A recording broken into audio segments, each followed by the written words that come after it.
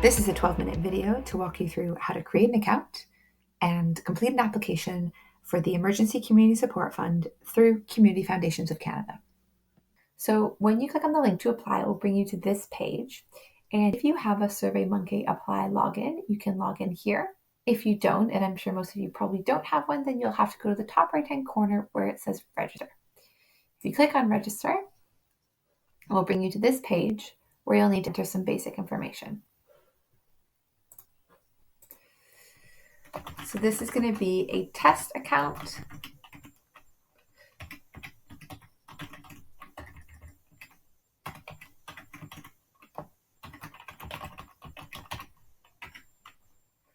And you'll need to create a secure password.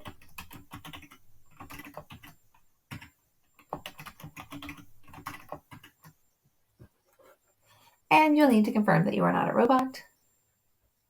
And you can create an account. You'll need to send a verification link before you can complete any applications. You will receive an email with the verification link, and when you click on that, you will then be able to use your account. And it will open up a new tab. So here, you'll see I'm logged in as a test account. If you don't have a login, it will come into a login page, and at the top right-hand corner will be a register button. So I'm going to click apply. And this brings up the application page. The first thing you need to do is fill out the eligibility quiz. And these are just a few short questions that are going to ensure that you're eligible to apply for the fund through a community foundation. If you click on the eligibility quiz, the first question is going to be asking if you're a qualified donee. So qualified donees can apply for the fund through community foundations. If you're a nonprofit, please reach out to the Red Cross or the United Way as a partner who's also delivering the fund. I'm going to say yes. And the second question is, did you secure funding from the Government of Canada or another intermediary for the same project costs? So CFC, United Way, and the Red Cross are all distributing funds from the ECSF. You can apply for multiple sources of funding for the same project. But we do recommend that you apply for different project costs. So for example, you might apply to have part of the project funded by CFC and another part of the project funded by the Red Cross. You can't receive funding from multiple sources for the same project costs. And then the third one is going to be granting permission for this information to be shared with the Government of Canada, United Way, Community Foundations, and the Red Cross. Once I've done that, I'm going to mark it as complete. And you'll see we now have 5 sections on the left-hand side of the page that are the different sections of the application. When I click on section 1, this is going to be where you are applying from. So which community foundation are you applying to?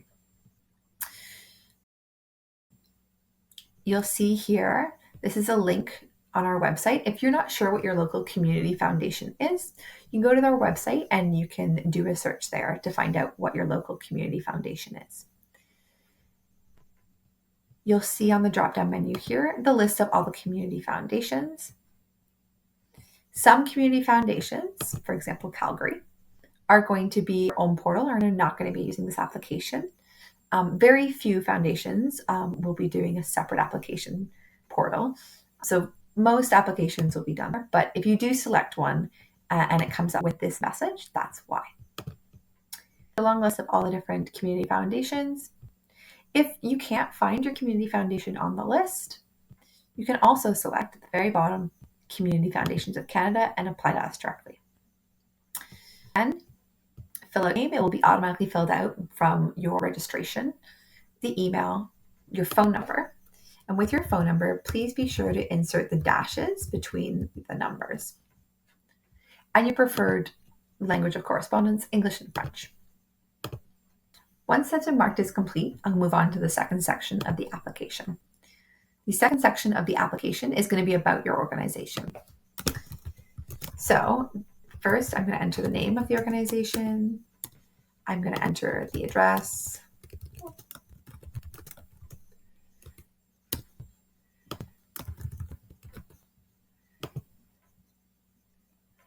And if you don't complete a field and you try to submit it, it's going to say that you haven't completed the field and you'll need to go back.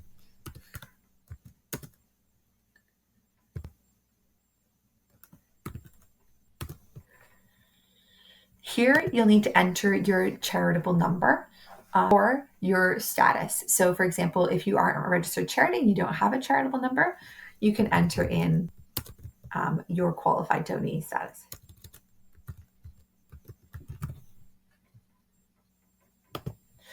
And then next, to supply your CRA website, if applicable. And in maximum of 200 words, please describe the main activities of your organization. It will show you at the bottom here how many words you've typed. You'll be able to type more than 200 words, but you will not be able to submit it if you have more than 200 words. And then we encourage you to link here your digital platforms, your Twitter, website, and things like that. And you have to let us know if you're applying in collaboration with any other community partners.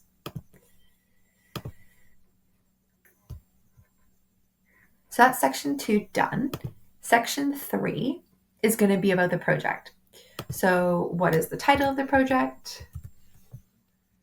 And then you have to summarize the project in one sentence. And then we're going to ask you to give a brief description of how this project addresses an urgent community need caused by COVID-19. So that'll include the project objectives, how the project fills a gap or meets an identified need, and how the project outcomes will benefit the community.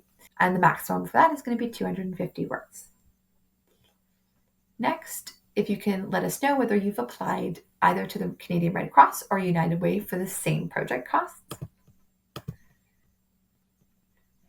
And then we'll ask you to identify what vulnerable groups this project is serving.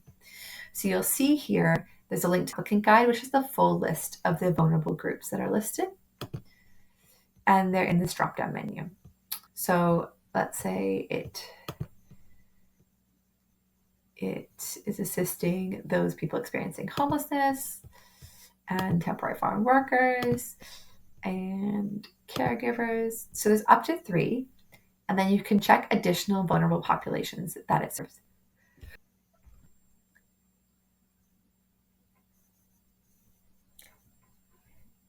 Next is going to be to select the type of services that you'll provide with the project. So you can select multiple services that you might be providing. Finally, is going to be to select the types of activities in the project. And again, you can select multiple that apply. Next, we're going to want a start date of when the project will start. Also, when the project will finish. Please note that the activities and expenses supported by the grant must be spent prior to March 31st, 2021.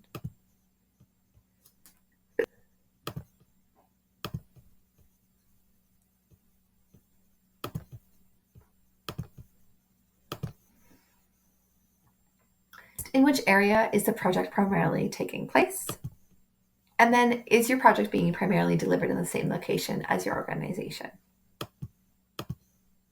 You can then upload any files that you might be helpful. So you can upload any PDFs here. You can also share with us any Google Docs, which you think might be helpful. And then I mark this section as complete.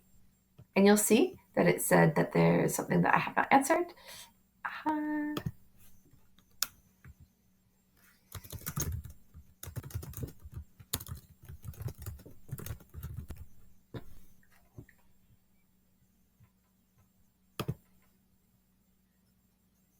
There we go. So it will prompt you if you do miss any sections. The next section is going to be the grant request budget.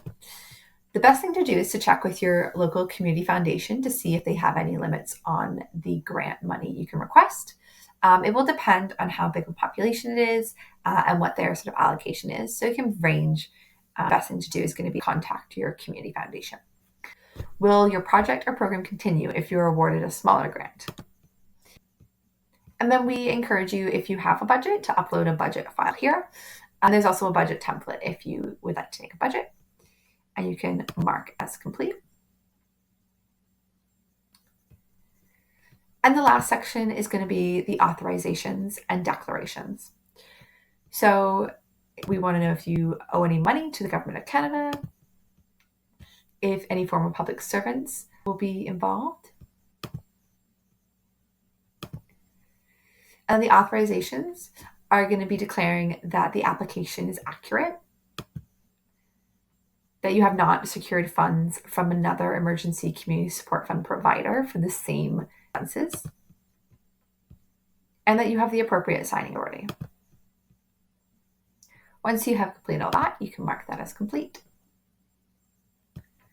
You'll notice that now that we've completed all the sections of the application, you have a submit button here, and you can click on your submit button.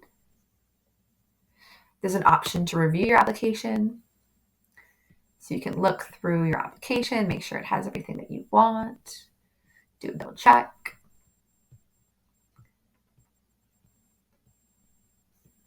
And then when you're happy with that, you can submit your application in the top corner.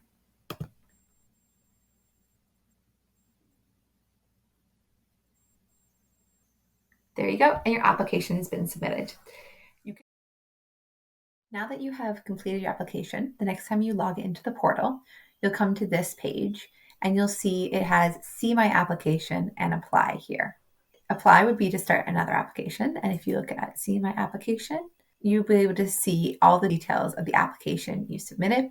You can click Preview and see the full application. You can also see your status. So project application is under review. And you can go here and look at any activity that's happened on the application.